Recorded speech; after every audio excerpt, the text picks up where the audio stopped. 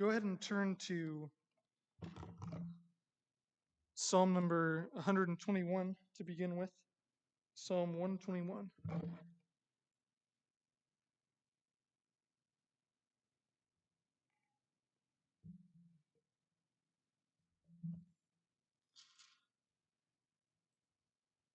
This past Sunday, Mike reminded us that we should think about how we can be more involved in our worship.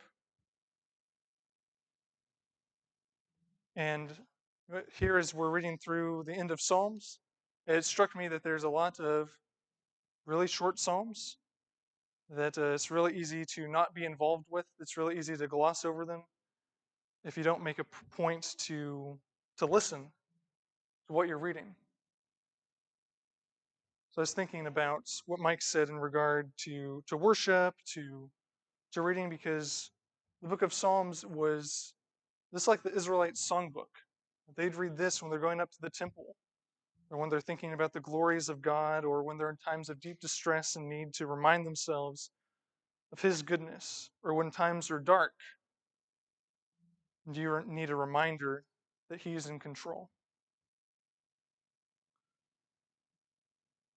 One of the ongoing mundane battles that I've been going through recently is not rushing through the daily Bible reading. Like I say, it's really easy to just kind of glaze over or rush through these things, and maybe especially when they're shorter here.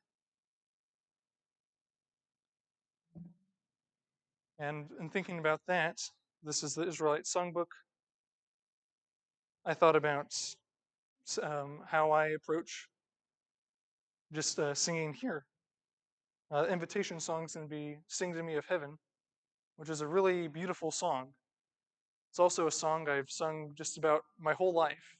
I mentioned it to some of you. I grew up in Iowa, lived in Texas, and then Florida, and I'm over here. Seems like y'all know "Sing to Me of Heaven" pretty well here also. So it's a great song, but I've sung it everywhere I've been.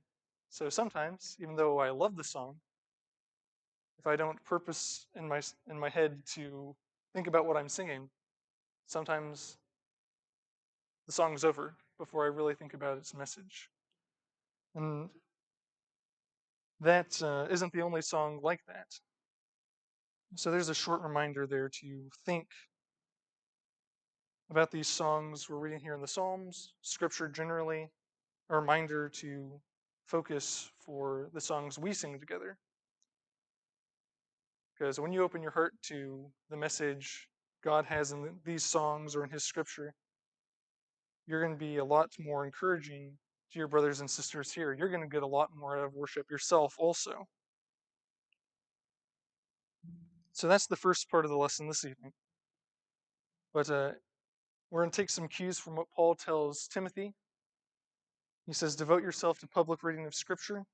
We're going to read a couple of these short Psalms, and I'll have some things to say about the last one we read.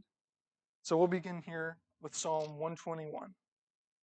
Psalm 121. I lift my eyes up to the hills. From where does my help come from? My help comes from the Lord, who made heaven and earth. He will not let your foot be moved. He who keeps you will not slumber. Behold, he who keeps Israel neither sleeps nor slumbers. The Lord is your keeper. The Lord is your shade on your right hand.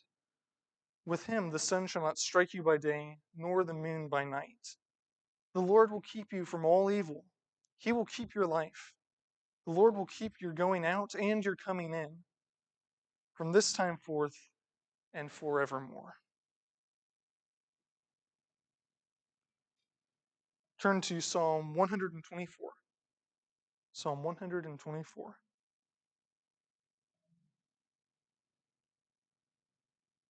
If it had not been the Lord who was on our side, let Israel now say, if it had not been the Lord who was on our side, when people rose up against us, then they would have surely swallowed us up alive when their anger was kindled against us.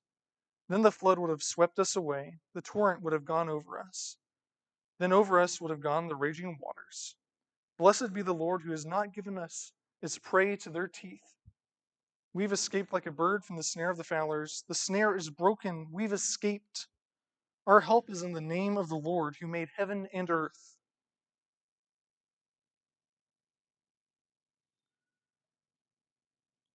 Turn over to Psalm 130. 130. Out of the depths I cry to you, O Lord.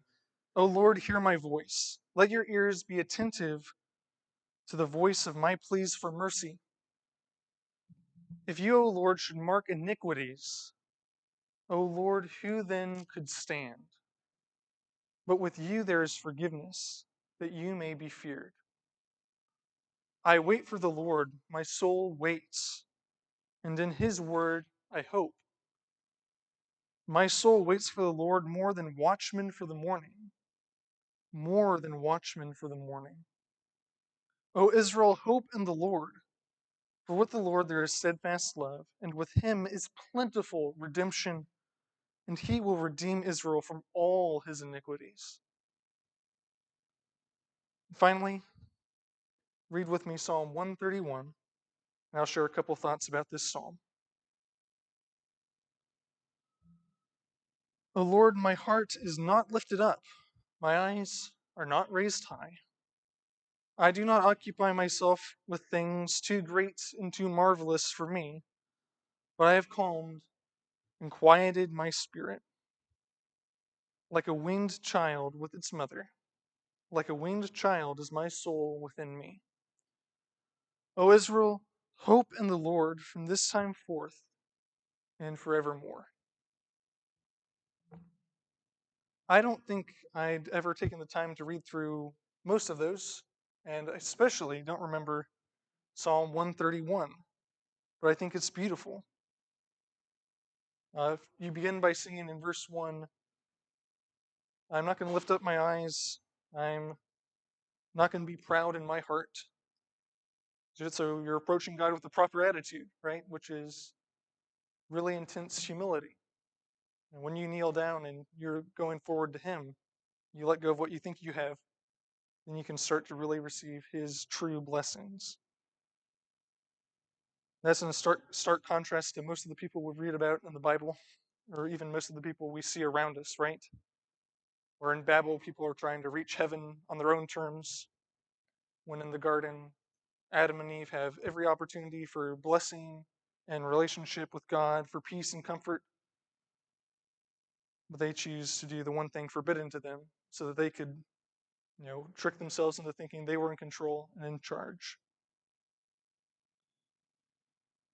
If we want to be blessed, if we want to be blessed from God, we need to approach Him humbly. And there's a beautiful picture of that attitude in verse 2, which is, not only have I taken the time to humble myself, but I'm reminding myself of my intense dependence on the Lord.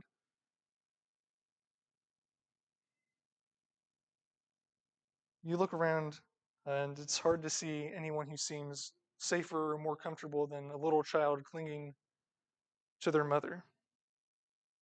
And it seems like when things get turned upside down or confusing for a little baby, their mother's the solution to every problem. There's such a purity in that. Something crazy's happened, the world's upside down for a child. I want to be in my mother's arms.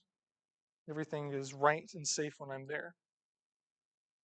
And that's what the Israelites were singing about in verse 2. I'm going to have that dependent attitude. I don't need to dominate or know things myself. I'm going to trust in my God and in my Lord.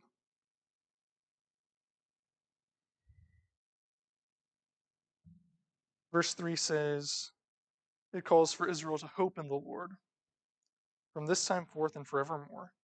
Let go of trying to be your own God, to solve problems apart from the Lord, but trust in Him, do everything for His glory, recognize you're safe with Him. And there's such a contrast between people who trust in God and people who are running around with like chickens with their heads cut off. because they can't solve problems apart from God. Maybe you have a good run for a little bit, but sooner or later, you'll have a very rude awakening that you desperately need God. Now, the final thing here, thing that really struck me, is the call at the end, which is from this time forth and forevermore. One of my favorite books has a line that goes like this: the most important step a man can take isn't the first one, but the next one. Um, think about New Year's resolutions, how easy it is to start so many different things. So it's easy to start things, but it's harder to continue them. Trusting in the Lord is the most important thing. And so if you haven't chosen right now to trust in Him, now is a great time for that first step. You'll never make a better decision than trusting in the Lord. But I'm looking around, most of us have made that first step already. And if you're feeling discouraged in taking these following steps, if you need encouragement, or if you've stumbled in a really big way or any kind of way, you need prayers, forgiveness, or any kind of help to commit yourself from this time forth. We can help you in any of those ways. Let us know as together we stand and sing this invitation song.